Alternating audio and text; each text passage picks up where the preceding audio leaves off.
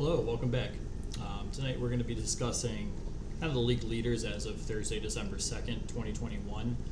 In addition to a couple games I'm excited to watch this evening, some inter-conference matchups. So I couldn't really find much overlap in terms of the league leaders of players and the teams I'm going to be watching this evening.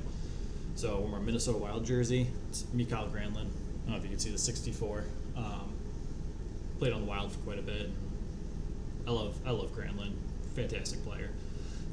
So getting started off with points, we have Draisaitl with 1 point shy of averaging 2 points a game. In 21 games, he has 20 goals, 21 assists, and 41 points. Crazy. He's averaging pretty much a goal and an assist every single game. That's absurd.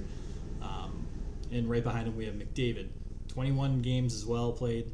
He has 15 goals, 25 assists, and 40 points in total. 2 points shy of averaging 2 points a game.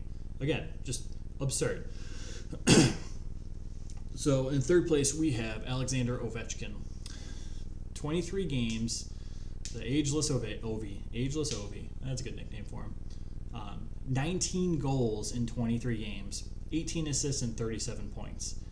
Without the two phenoms in Edmonton, Ovechkin's your points leader. That's insane. It's insane. At the age of 36, he's chasing Gretzky's goal record at this point, and it's fun to watch. So goal leaders so far, Draisaitl's in the lead with 20, Ovi 19, as we just discussed. Chris Kreider with 16. It's good to see Kreider having some success. I watched him play some college hockey up in the Boston area for a bit, and I've always loved his game. He plays with some grit. I'm a fan. He's not on a team I root for, but I root for him. He's on a great line. Panarin definitely helps with his goal scoring, but I don't want to take anything away from Chris Kreider. He's a very talented player and deserving so. And we have three players tied at 15 goals. Kind of crazy. It's been a good season for scoring goals. On to assists. All right, assists, we have McDavid leading the way with 25 assists in 21 games. Just outlandish numbers. Draisaitl 21 assists in 21 games. Then you have three tied for the third spot with 20 assists. You have Kadri, Kuznetsov, and Granlund. Granlund's having a career year, and I kind of love it. I love Granlund. I wish nothing but success for him. He's always fun to watch. He creates plays out of thin air sometimes. One of the best passers in today's game, hands down. But then again, you also have players like Kuznetsov and McDavid, who are also some of the best passers in today's game, no questions asked. So it's fun to see. It's Draisaitl. I love Draisaitl. I love everything about his game. He scores, he passes. 21 assists in 21 games is nothing to laugh about. It's incredible. He just has the goals to go along with it. Kadri's been playing on a strong Avalanche first line, so he's been getting some opportunities to put the puck in the net, to kind of assist on some goals. And hey, dude's a talented player. Teams typically can get him at a bargain. I think he's in a contract year, so we'll see what happens. Now that McKinnon's back, we'll see how he does on the second line.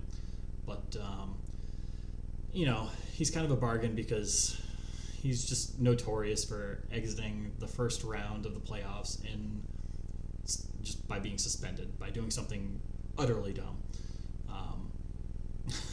It's hilarious, and it's he's just not a guy I root for because of that.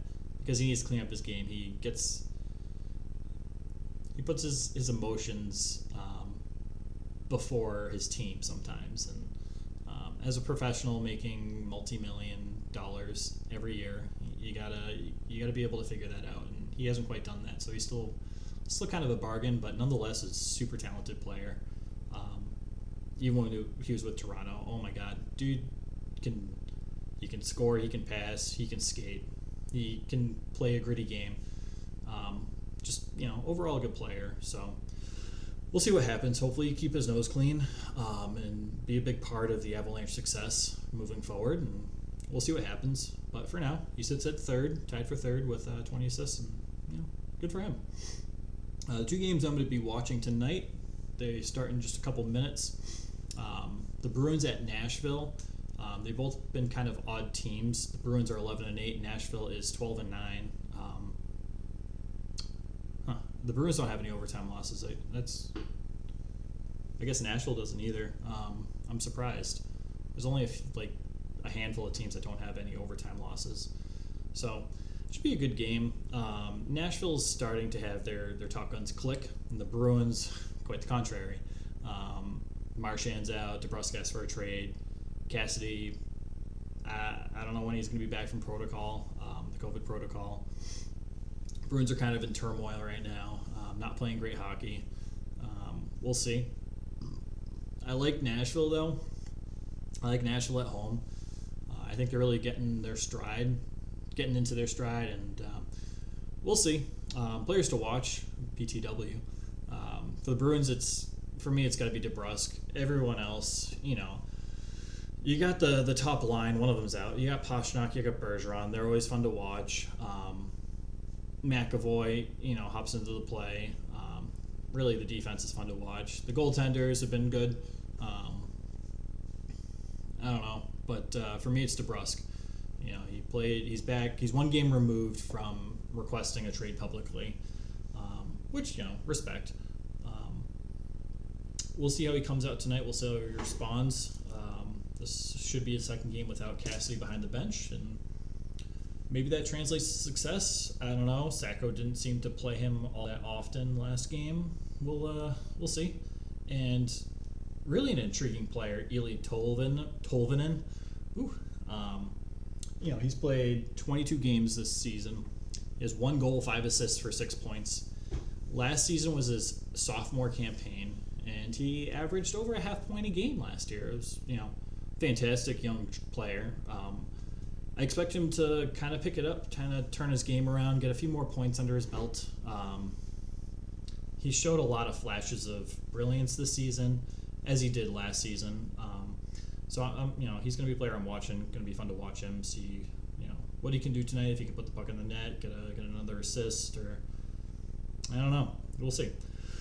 Second game is the Devils and the Minnesota Wild. Devils are 9-7-4. Minnesota's 15-6-1. Minnesota is first in their division currently. The Devils are not first. So it is kind of an odd matchup you don't get to see too often. I really wish when they would play each other, the Devils would wear their green and red, so that they could have green and red teams play each other. It was just, I don't know. One day I want that to happen. That's one of my dreams. So I love to watch them play. They're two intriguing teams to watch. Devils are full of young talent. We'll see what can happen. Anything at this point with the Devils can happen on a nightly basis. Where the goals are coming from, who's emerging as the next star on the team, or a top 6 player. And Minnesota's just been clicking. They just had a big win against the Tampa Bay Lightning. So we'll see. I'm excited for this game. I think honestly, if the Devils show up to play, it could be a very interesting and intriguing match. We'll see. So players to watch for Minnesota, I have Jordan Greenway. Very similar to Tolvanen's stats. In 18 games played this season, he has 1 goal. He just got that. 5 assists and 6 points, which is well below where he would like to be, and I think the team would like him to be as well. He's a very important player. He's starting to get his game back. He's a big physical dude. I love Jordan Greenway. I love watching him on the ice. He plays physical. He's a fantastic power forward, especially when Dean Evison plays him on a line with Joel Eriksson and Marcus Foligno. I love that line. I know Greenway's come up in trade rumors to Boston for DeBrusk, and I kind of hope that doesn't happen. I don't know how Greenway will respond to being in the Bruins organization. It's not really quite. Greenway fits the Bruins player mold, but in terms of how the Bruins have changed since being removed from Chiarelli and Claude Julien, Cassie and Sweeney play more of a finesse game, more offensive game. It's more of a speed game per se, and a finesse. You finesse the puck around. You deke, you finesse around the defense, and I don't know. I don't know how well Greenway would fit into that mold. I don't think we'd see much more success, if any, if he went to Boston. I think DeBrusk would have a lot of success in Minnesota. Minnesota plays to DeBrusk style. I think that would be a great fit, but I don't like the trade for Greenway in terms of what Boston would receive back for that.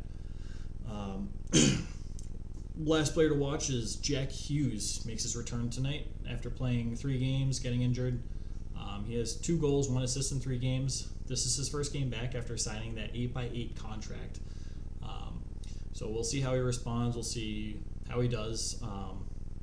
It could be a couple games where he's transitioning back into playing. It's been a while since he's played, so we'll see. We'll get his chemistry back. He's playing on the first line. I believe he's a left wing tonight. I'm excited. I'm excited to see him play, get back in action, see him develop. Given a first line opportunity for Jack Hughes, I think is fantastic for his development. I don't think the Devils have anything to lose at this point. I'm excited. So let me know what you guys think. Let me know if you guys have any comments. Please feel free to interact. Let me know what games you're going to be watching, and I'll talk to you later because the games are about to start. Take care, guys.